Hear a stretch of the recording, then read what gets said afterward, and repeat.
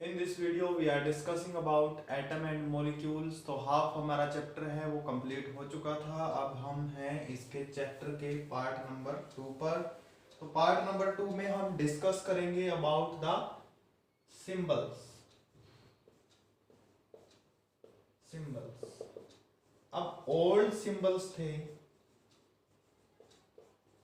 जो old symbol थे atom के वो कैसे थे एंड न्यू सिंबल हैं वो कैसे होंगे।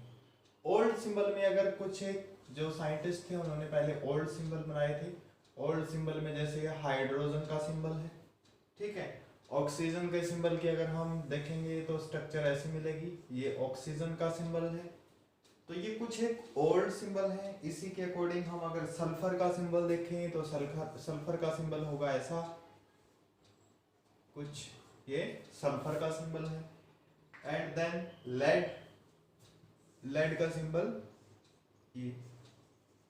तो ये कुछ एक सिंबल्स हैं जो ओल्ड टाइम पे दिए गए थे, बट ओल्ड टाइम पे इनको कम फॉलो किया गया। अब हम जो न्यू सिंबल्स हैं उनका यूज ज्यादा करते हैं। हमारी जो केमिस्ट्री है उसके अंदर हम न्यू सिंबल का यूज ज्यादा करते हैं।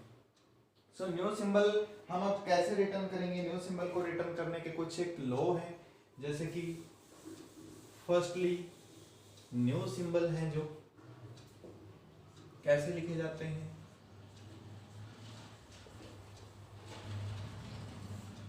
न्यू सिंबल्स जो इनके दिए गए हैं, फॉर एग्जांपल जैसे हाइड्रोजन है, हाइड्रोजन का न्यू सिंबल दे दिया गया है H, ठीक है। अब जैसे हीलियम है, हीलियम का हो जाएगा H एंड E, ठीक है। तो यहां पे हमें सिंबल लिखते वक्त कुछ एक ध्यान रखना पड़ेगा थोड़ी चीजों का। जैसे कि हम लिख देते हैं सिंबल के अकॉर्डिंग, एल्यूमिनियम का सिंबल है एल्यूमिनियम, तो इसका सिंबल हो जाएगा Al। तो स्टूडेंट मोस्टली गलती कहां पे करते हैं, वो इस Al की जगह पे Al लिख देते हैं। तो ये हमारा होगा रॉन्ग, बट ये होगा राइट। तो ये न्यू सिंबल के अकॉर्डिंग जो फर्स्ट लेटर होगा वो कैपिटल होगा एंड सेकंड लेटर होगा वो स्मॉल लेटर में होगा, ठीक है। तो इसके अकॉर्डिंग ऐसे चलेगा। फॉर एग्जांपल अगर हम लिख देते हैं कई बार ऐसे, तो दूसरे कंपाउंड का मीन अलग निकलता है। जैसे कि कोबाल्ट का सिंबल है, कोबाल्ट का सिंबल है ऐसे आएगा CO, C बड़ा आएगा O छोटा आएगा। पर हम कई बार इस तरीके से अगर उसको लिख देते हैं तो इसका मीन चेंज हो जाता है, तो ये कार्बन मोनोऑक्साइड बन जाता है, जो कि एक कार्बन और ऑक्सीजन का कंपाउंड है। तो ये अगर हम इसको कैपिटल लिख देंगे तो ये बड़ा नजर आएगा, जो कि ऑक्सीजन है। तो यहाँ पे ये गलती मोस्टली हो जाती है। तो ऐसी गलती को आप ध्यान से देखेंगे। जो लिखते टाइम सबसे पहले आपको सिंबल याद होना चाहिए कि कैसे लिखेंगे। जैसे हाइड्रोजन का सिंबल H है तो H ही लिखेंगे। पहले जो कैपिटल लेटर होगा, फर्स्ट लेटर कैपिटल होना चाहिए, सेकंड जो लेटर होगा वो स्मॉल लेटर में होना चाहिए। तो ये जो सिंबल है, सिंबल लिखने के कुछ लॉज हैं कि हमें सिंबल किस तरीके से लिखना है। ऐसे ही अदर जो सिंबल हैं 1 to 20 एटम तक सिंबल सबके हो जाएंगे। जैसे कैल्शियम है, कैल्शियम का सिंबल हो जाएगा Ca। तो इस तरीके से डिफर एटम के डिफर सिंबल चलते गए, ठीक है। इसके बाद हम डिस्कस करते हैं एटॉमिक मास को। तो ये सिंबल है, बिल्कुल इजी है, इसमें कोई घबराने वाली बात नहीं है। सिंबल के अंदर अगर हमें सिंबल आते हैं लिखने तो मीन हमें कंपाउंड का पता है या हमें एटम के बारे में अच्छी तरीके से पता है। तो मोस्टली सिंबल लिखते टाइम गलती हम कहां पे करते हैं, रिएक्शन के अंदर। आगे है atomic mass. Structure of atom के अंदर हमने देखा था कि जो एटॉमिक मास है वो क्या होगा, जो प्रोटॉन एंड न्यूट्रॉन, जब प्रोटॉन प्लस न्यूट्रॉन होते हैं एक एटम के अंदर तो उसका एटॉमिक मास बोला जाता है। एटम का एटॉमिक मास हो जाता है। प्रोटॉन एंड न्यूट्रॉन दोनों जब इकट्ठे होंगे तो वो एटम का एटॉमिक मास हो जाएगा। फॉर एग्जांपल जैसे हाइड्रोजन है, हाइड्रोजन के अंदर एक ही प्रोटॉन है एक ही इलेक्ट्रॉन है, यहां पे न्यूट्रॉन नहीं है, तो इसके पास प्रोटॉन है, तो इसका मास कितना हो जाएगा 1। ऐसा ही केस आ जाएगा हीलियम का। हीलियम के केस के अंदर 2 प्रोटॉन है प्लस 2 न्यूट्रॉन है, तो इसका मास हो जाएगा 4। तो मास से लेना देना हमें यहाँ पे ये है कि प्रोटॉन प्लस न्यूट्रॉन है वो क्या बनाते हैं, एटॉमिक मास बनाते हैं। ठीक है, एटॉमिक मास के अंदर हमने जब एक लॉ पढ़ा था, जब हम केमिकल कॉम्बिनेशन लॉ की बात कर रहे थे, तो अब हमने एक लॉ पढ़ा था, law of definite proportions. Law of definite proportion में हमने देखा था कि जो सिंपल होल नंबर रेशियो में कंबाइन कर रहे हैं, for example H2 plus O2 जैसे कंबाइन करेंगे तो क्या बनाता है H2O। तो जब हमने इनका रेशियो निकाला था वो 1:8 निकला था। ठीक है, 1:8 निकला था इनका। 1:8 के अकॉर्डिंग हमें इसको देखेंगे कि अगर हम 1 ग्राम हाइड्रोजन लें, उसके साथ हम 8 ग्राम ऑक्सीजन मिलाएं, तो ये 1:8 में मिलेगी। और हमें कितना ग्राम वाटर मिलेगा, 9 ग्राम वाटर मिलेगा। 1 ग्राम हाइड्रोजन 8 ग्राम ऑक्सीजन हमने मिलाई, तो हमें कितना क्या मिला, 9 ग्राम वाटर मिला। तो ये मोल कॉन्सेप्ट के अकॉर्डिंग भी हम देख सकते हैं। मोल कॉन्सेप्ट के अकॉर्डिंग अगर मैं इसको 4 से मल्टीप्लाई कर दूं, तो यहाँ पे 4, यहाँ पे 32, ऐसा भी हो सकता है, 1:8 भी हो सकता है। ठीक है, तो ये कुछ लॉ ऑफ केमिकल कॉम्बिनेशन है।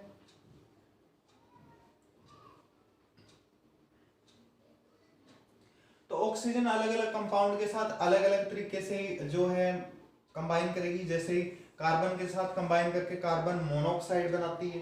ठीक है, तो इसका रेशियो क्या रहेगा, कार्बन का जो एटॉमिक मास है 12 है, ऑक्सीजन का एटॉमिक मास 16 है। तो दोनों को हम अगर डिवाइड करते हैं, दोनों कहां पे डिवाइड होंगे, 4 पे डिवाइड हो रहे हैं, तो 3/4। इनका रेशियो कितना आता है, 3:4।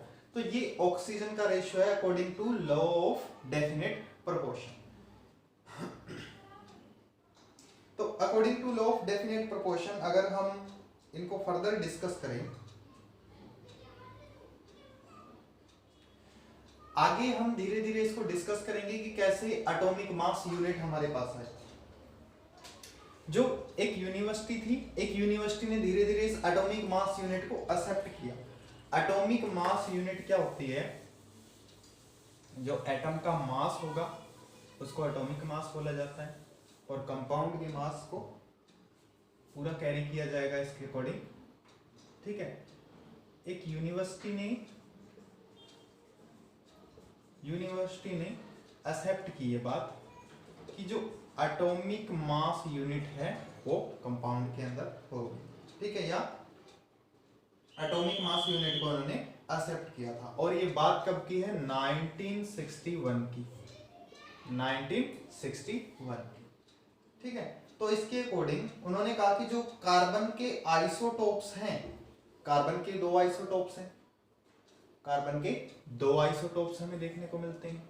एक तो कार्बन 612 एंड कार्बन 614।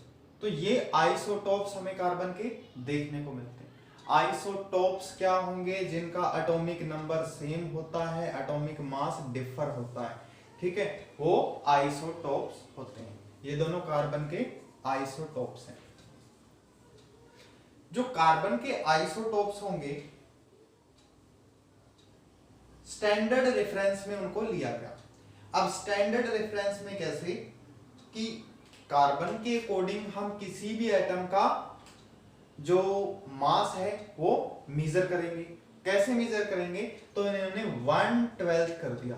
इसके अकॉर्डिंग क्या किया इन्होंने, 1/12 मास ऑफ कार्बन कर दिया। ठीक है, 1/12 मास ऑफ कार्बन एटम कर दिया कि एक एटम का मास कितना होगा कार्बन के, 1/12 मास जितना। कार्बन का अगर मैं एक एटम लूं तो उसका मास कितना होगा, 1/12 ऑफ कार्बन होगा, 1/12 ऑफ कार्बन होगा। अब इसको समझते हैं थोड़ा, देखिए कैसे। मैंने कोई फ्रूट लिया, उसके मैंने 12 टुकड़े कर दिए। ठीक है, 12 टुकड़े हो गए किसी भी फ्रूट।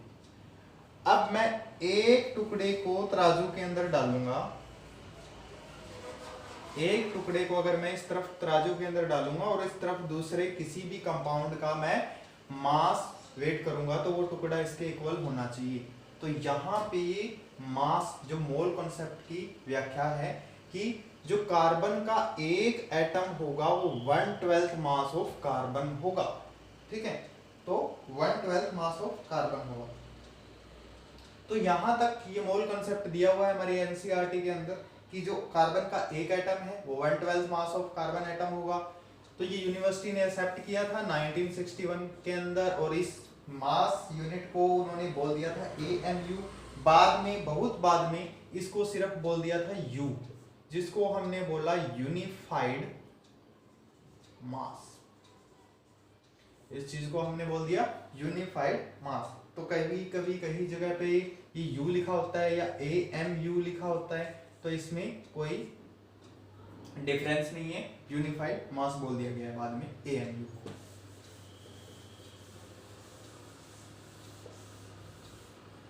अब एटम है, नेचर के अंदर हमें एटम कैसे मिलेंगे? यूं तो है नहीं कि वो फ्री फॉर्म के अंदर मिलेंगे।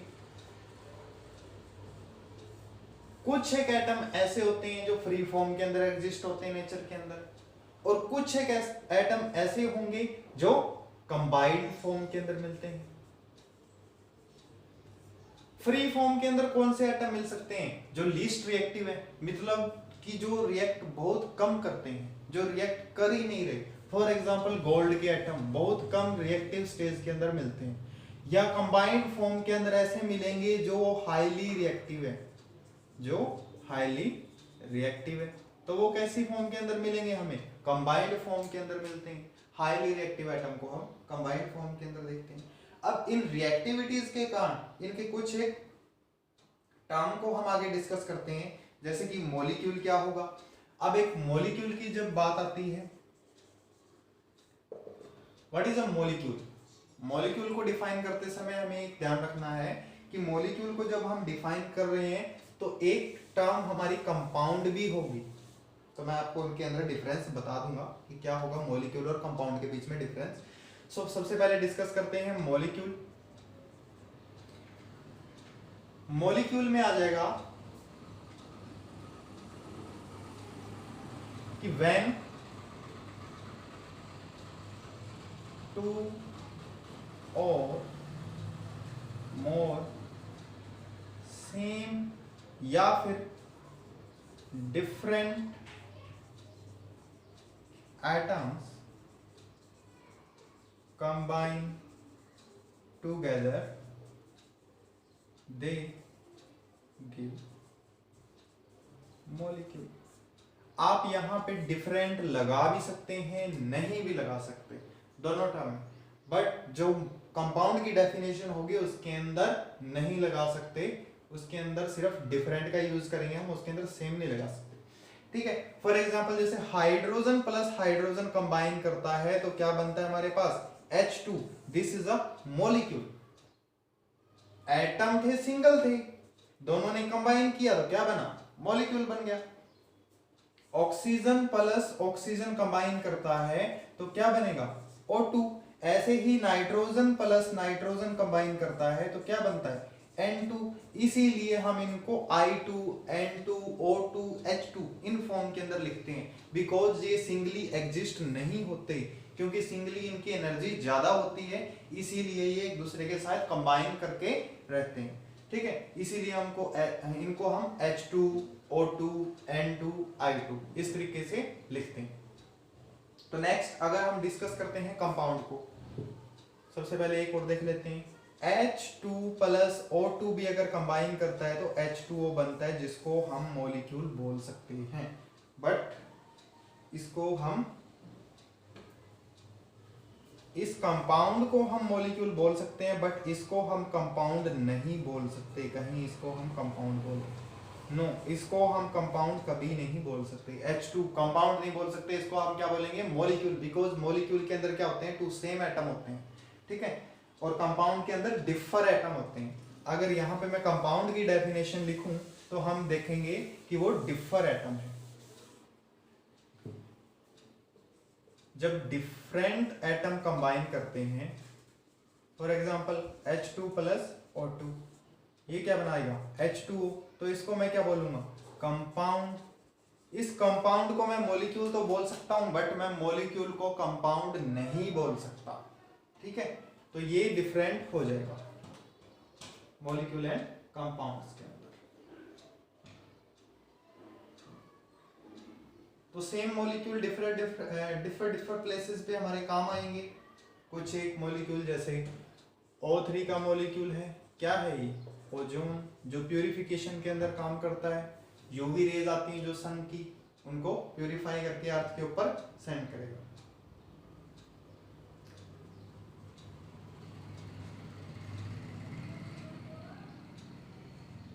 तो नेक्स्ट में आ जाएगा हमारा आयंस। What is ion?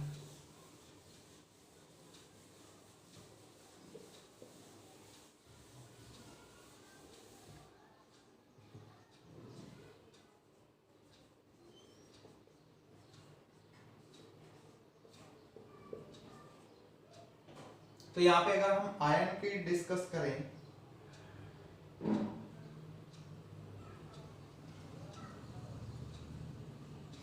जब कोई भी कंपाउंड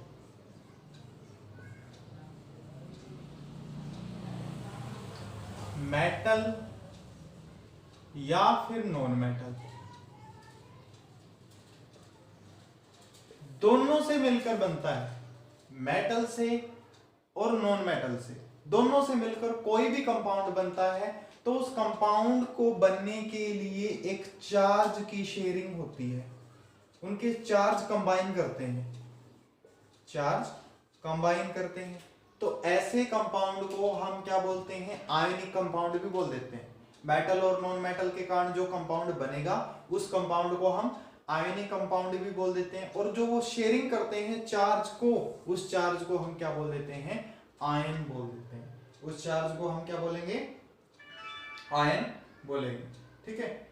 जैसे कि सिंगल चार्ज एटम है, सिंगल चार्ज एटम के अंदर हमारा कौन सा आ जाएगा, Na के पास बाहर एक क्या है, इलेक्ट्रॉन है। अगर वो उस इलेक्ट्रॉन को लूज कर देता है बाहर, Na की अगर हम वैलेंसी देखेंगे तो 281, ये 1 एक इलेक्ट्रॉन है, इस इलेक्ट्रॉन को ये क्या कर देगा, लूज कर देगा। दूसरी तरफ अगर क्लोरीन है, क्लोरीन के पास है 287, ठीक है। तो 10th क्लास के अंदर ये कॉन्सेप्ट दिया हुआ है आयनिक कंपाउंड वाला, वहां पे आप बहुत अच्छे तरीके से इसको समझेंगे, ठीक है। ये एक इलेक्ट्रॉन किसको दे देगा, इसको दे देगा। तो ये इलेक्ट्रॉन क्या था, नेगेटिव चार्ज था, जो क्या था, एक आयन, जिसको हम क्या बोल रहे हैं, आयन, नेगेटिव चार्ज है। तो इसने नेगेटिव चार्ज इसको दे दिया। किस चीज का शेयरिंग किया इन्होंने, आयन का शेयर किया, चार्ज का शेयर किया। तो जब इसने इसको ये आयन दे दिया तो इनके बीच में एक बॉन्ड बन गया, दोनों के बीच में क्या बन गया, रिलेशन बन गया, एक रिश्ता बन गया, बॉन्ड बन गया, ठीक है। दोनों के बीच में एक बॉन्ड बनने पे ये क्या हुए, दोनों एक दूसरे से कंबाइन कर गए। NaCl लिख देते हैं हम इस फॉर्मूले को। तो NaCl क्या है, हमारा जो sodium chloride, sodium chloride which is simple salt, जो हम घर पे यूज करते हैं, सिंपल सॉल्ट NaCl। तो ये भी क्या है, हमारा आयनिक कंपाउंड है। तो इसके अंदर मेटल कहां थी, नॉन मेटल कहां थी, Na जो कि सोडियम, ये क्या है, मेटल। क्लोरीन गैस फॉर्म में है, तो ये क्या होगी, नॉन मेटल। तो जब मेटल एंड नॉन मेटल ने आपस में कंबाइन किया तो एक चार्ज की शेयरिंग की, एक चार्ज की शेयरिंग की। उस चार्ज को शेयर करने के कारण उनके बीच में क्या बना, बॉन्ड बन गया। बॉन्ड बनने के बाद उनके बीच में एक सिंपल फॉर्म आ गई, जो हमारे सामने सिंपल सॉल्ट की फॉर्म है। सो इसको हम बोल देते हैं आयनिक कंपाउंड, जो कि हम 10th में और भी अच्छे से पढ़ेंगे।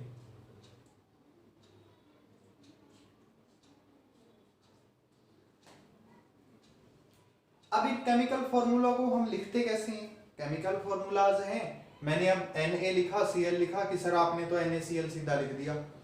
अब इन केमिकल फॉर्मूलों को कैसे लिखें, चलो देखते हैं कि केमिकल फॉर्मूला हम कैसे लिखें।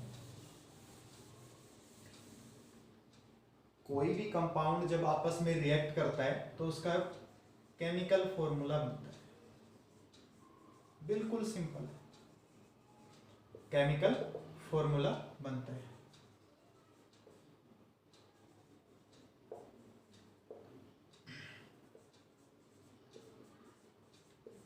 तो मैंने ये लिख दिया H2O। अब कई स्टूडेंट के दिमाग में क्वेश्चन आता है कि सर आपने ये तो लगा दिया, ये वाला क्यों नहीं लगाया? इसका H2 के साथ तो लगा दिया पर इसके साथ वाला क्यों नहीं लगाया? तो यहां पे हमें एक चीज को जरूर समझना होगा कि इनके बीच में इलेक्ट्रॉन का शेयर होता है। जब ये इलेक्ट्रॉन को शेयर करते हैं तो उसके अकॉर्डिंग अपनी वैलेंसी को रखते हैं, अपनी वैलेंसी को रख के ये कंपाउंड बनाते हैं। अब ये वैलेंसी को कैसे रखेंगे? जब हमने हाइड्रोजन की बात की या ऑक्सीजन की बात की, हमने यहां पे ये बना दिया, अभी मैं नहीं लिखूंगा, ठीक है। तो हाइड्रोजन की वैलेंसी हो कितनी होगी? 1। We read about the valency in our last video. जो हमने लास्ट वीडियो में बताया था कि जो वैलेंसी हम कैसे निकालते हैं, तो एटम की वैलेंसी इस तरीके से आप निकाल सकते हो, ठीक है। जो ऑक्सीजन की वैलेंसी होगी, ऑक्सीजन क्योंकि एक गैस है तो इसकी वैलेंसी 2 होगी, क्योंकि इसके बाहर जो इलेक्ट्रॉन होते हैं वो 6 होते हैं। अगर हम 8 - 6 देखेंगे तो इसकी वैलेंसी 2 हो जाएगी। नाउ इसको हम क्या करेंगे? क्रॉस मल्टीप्लिकेशन करते हैं यहाँ पे, ठीक है। जब हम इनकी वैलेंसी लिख दें उस टाइम पे हमें इनको भूल जाना है, क्योंकि ये किस लिए हैं? ये मॉलिक्यूल के लिए, ये 2 ये 2, ये सिर्फ मॉलिक्यूल के लिए, इनको हम नहीं ध्यान में रखेंगे, ठीक है। तो ये क्या है? इसके साथ मल्टीप्लाई कर जाएगा और ये वाला इसके साथ मल्टीप्लाई कर जाएगा, देन H2O बनेगा हमारे पास। क्या बनेगा? H2O। 1 लगाओ या ना लगाओ, ठीक है। ऐसा ही केस होगा कार्बन डाइऑक्साइड में। कार्बन जब रिएक्ट करता है O2 के साथ तो क्या बनाता है? CO2। कार्बन जब रिएक्ट करता है O2 के साथ तो क्या बनाएगा? CO2। ये तो सिंपल है, कार्बन जब रिएक्ट कर गया CO2 के साथ तो CO2 बना देगा, ठीक है। तो इस तरीके से हम बहुत सारी टर्म को देख सकते हैं। यहाँ पे अगर कार्बन की वैलेंसी की बात की जाए तो 4 है, ऑक्सीजन की वैलेंसी वही 2, तो दोनों की वैलेंसी जब एक ही जैसे नंबर में हो या दोनों की वैलेंसी एक ही टेबल पे क्रॉस हो रही है तो हम उनको काट सकते हैं। 1 आ जाएगा, 2 आ जाएगा, तो क्या बना? क्रॉस मल्टीप्लाई करके देख लो इसको, क्या बना? C1O2, ठीक है। तो CO2 मैंने लिख दिया है ऑलरेडी। ऐसा ही केस आएगा जब हम NH3 अमोनिया बनाएंगे, हाइड्रोजन प्लस नाइट्रोजन, इनको जब हम रिएक्ट करवाते हैं तो हमारे पास क्या बनता है? NH3। कैसे बना? 1 इसकी वैलेंसी 3, ये इसके साथ कंबाइन करेगा, ये इसके साथ कंबाइन करेगा, H3N लिख दो चाहे NH3 लिख दो, इसको क्या बोलते हैं? अमोनिया। तो ऐसे बहुत सारे केसेस हैं हमारे पास। कंपाउंड की केसेस हैं, कुछ एक कंपाउंड की वैलेंसी भी हम लर्न कर सकते हैं, कुछ एक कंपाउंड ऐसे हैं जिनकी वैलेंसी को हम लर्न कर सकते हैं। ऐसे ही जो मेटल है नॉन मेटल के साथ कंबाइन करती है इन्हीं फॉर्म के अंदर। तो कुछ एक कंपाउंड भी ऐसे हैं जो कंबाइन करते हैं, फॉर एग्जांपल SO4, ये भी एक कंपाउंड है। इसकी अगर हमें वैलेंसी देखनी हो तो इसकी वैलेंसी हो जाएगी 2, माइनस में रहेगी जो, ठीक है। अगर SO4 किसी के साथ रिएक्ट करता है H के साथ, H2SO4 बना देगा, 1 है इसकी, H2SO4 बन जाएगा, ठीक है। ऐसा ही केस NO2 में आता है। NO2 अगर किसी के पीछे NO2 है तो उस NO2 की वैलेंसी क्या हो जाएगी? -1 है, ठीक है। इसकी वैलेंसी को भी लिख सकते हो। ऐसा ही केस OH के अंदर आता है, अगर किसी के साथ OH रिएक्ट कर रहा है देन इसकी वैलेंसी भी -1 आ जाएगी हमारे पास। तो ये वैलेंसीज का केस है। अगर हमें वैलेंसीज लर्न है तो हम कोई भी कंपाउंड का फॉर्मूला लिख सकते हैं, किसी भी कंपाउंड का हम फॉर्मूला इजीली राइट कर सकते हैं। तो ये था यहाँ तक हमारा वीडियो लेक्चर। उम्मीद करता हूँ आपको बहुत अच्छे से ये समझ आया होगा।